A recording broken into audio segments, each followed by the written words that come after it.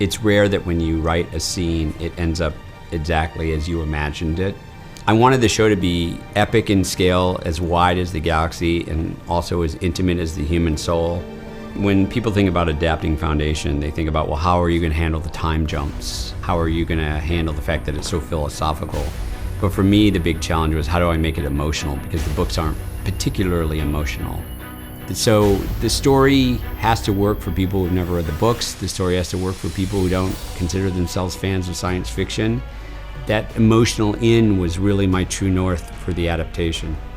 Every episode, once we lock picture, I talk about the feeling that I want to evoke with a given sound or an effect that we want to try to create. What does it sound like when you're jumping through space? When space and time are warping? What does math sound like?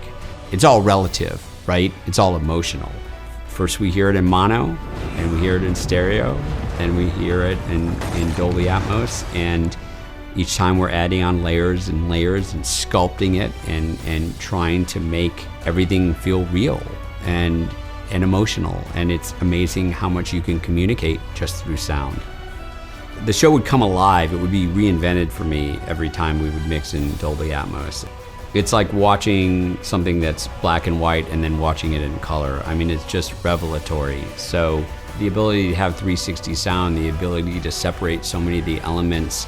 We spent a lot of time mixing the show for Dolby Atmos, so I hope as many viewers as possible can experience it that way, because it's pretty magical.